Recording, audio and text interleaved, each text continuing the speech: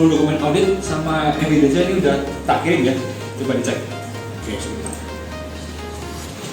Oke, pastikan penyampaian nanti yang akan kita lakukan di meeting itu tak fokus pada risiko dan perbaikan prosesnya. Oke, siap.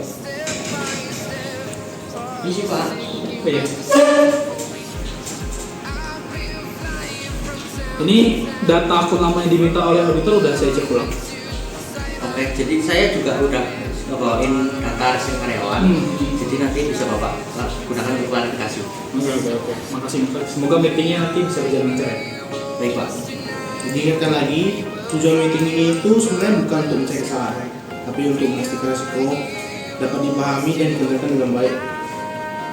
Oke, siap Pak Sam. Selamat pagi Bapak. Selamat pagi. Selamat pagi Bapak. Selamat pagi. Ya. Untuk tujuan closing meeting hari ini, kita akan diskusikan tentang hasil audit yang sudah kami lakukan kemarin dan mendengar tanggapan dari tim kita. Jadi kami harap untuk diskusi ini dapat membantu perusahaan Anda, Bapak Rifka dan Bapak Samuel, dan bisa kita melihat area yang masih dapat diperbaiki dari sisi kontrol maupun pengamanan informasi. Baik, terima kasih untuk auditnya. Nanti kita akan siap menggunakan apapun hasil temuan dari kalian. Oke, untuk seluruh temuan yang akan kami sampaikan juga berdasarkan dari audit evidence yang telah kita verifikasi selama proses audit berlangsung ya. Iya, Bapak Samad, berdasarkan hasil audit kami itu menemukan beberapa 12 akun mantan karyawan yang masih aktif dan memiliki email perusahaan dan akses VPN juga. Waduh, baik juga ya. Jadi kira-kira seluruh akun itu punya akses langsung nggak sih? Kalau dari sini sebagian masih memiliki akses terhadap VPN internal dan beberapa sistem perusahaan juga. Sebagian akun memang masih belum dinonaktifkan karena proses konfirmasi data dari saya dari IHL belum sepenuhnya selesai untuk mereka. Baik Pak, kami mengalami proses operasional yang berjalan. Namun, dari sisi audit, kondisi tersebut tetap dapat menimbulkan risiko baik dari akses data dan data yang ada di sistem perusahaan Bapak. Nah, ini untuk kontrol akses yang seperti ini juga menjadi perhatian nih dalam ISO 27001 dan COVID di SS05 terkait pengelolaan keamanan informasi. Oh, berarti resiko utamanya bukan cuma akun yang masih aktif, tapi juga potensi penyalahgunaan akun tersebut ya.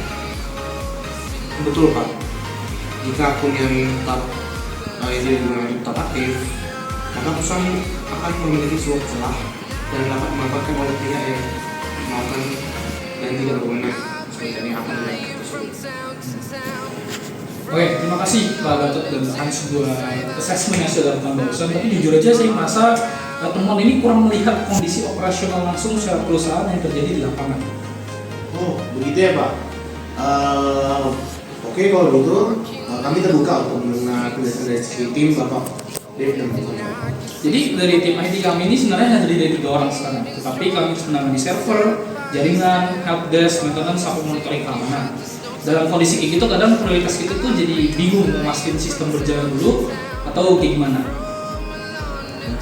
Selain itu juga kalau misal ada riset yang mendadak, itu koordinasi antar divisi kita itu jadi kurang maksimal gitu. Ada nggak sempat? Dan selama ini belum pernah terjadi insiden keamanan terkait akun tersebut. Oke Pak, kami paham bahwa operasional sehari-hari memang memiliki tantangan tersendiri sih. Karena jujur aja kalau semua langsung ngikutin standar ideal sih resource kami belum sampai situ. Karena dari sisi audit mungkin terlihat sederhana ya kadang-kadang ya, cuman implementasi langsung di lapangan yang menurut saya nggak semudah itu. Saya paham dengan poin yang Bapak sampaikan sebelumnya.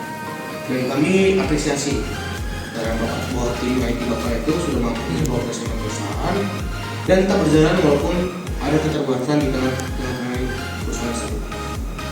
Itu kenapa sebenarnya saya merasa temuan yang barusan Bapak Hans dan Bapak sampaikan barusan itu seolah-olah menyatakan kalau tim kami yang ngalah.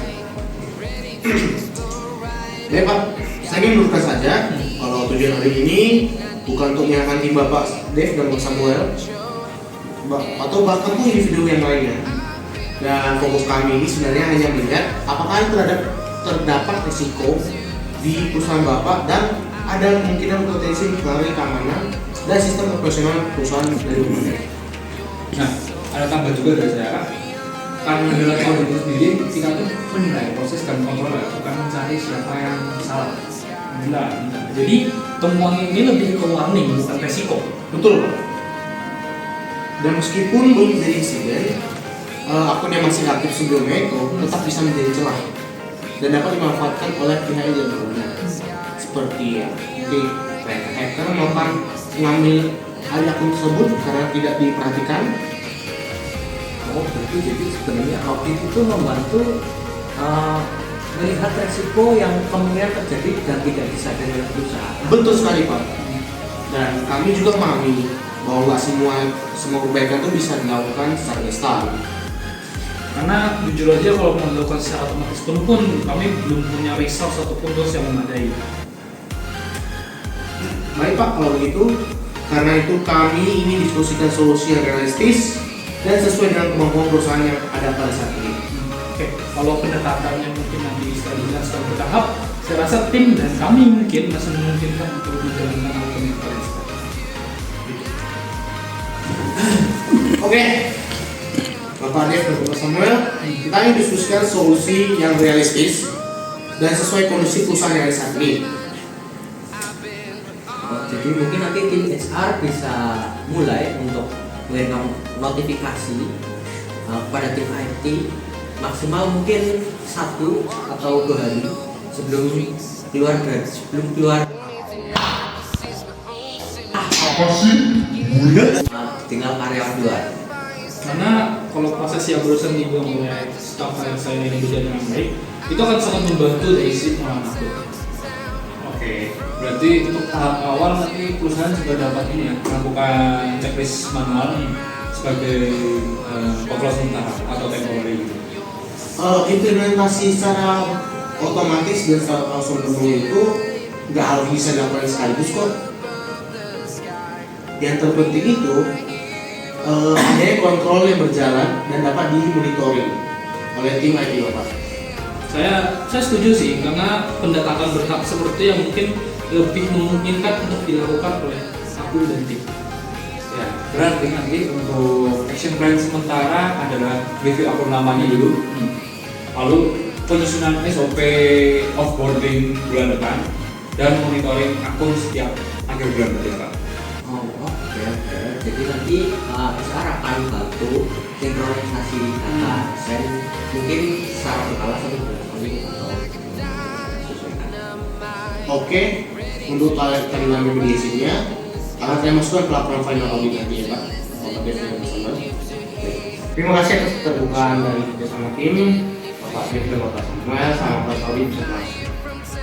Mungkin emang setelah dijalanin ya diskusi ini membantu kami juga ya dari pihak kami untuk melihat resiko dan perspektif dari sudut pandang yang berbeda. Betul. Kami juga jadi lebih memahami pentingnya koordinasi dalam proses audit. Ya.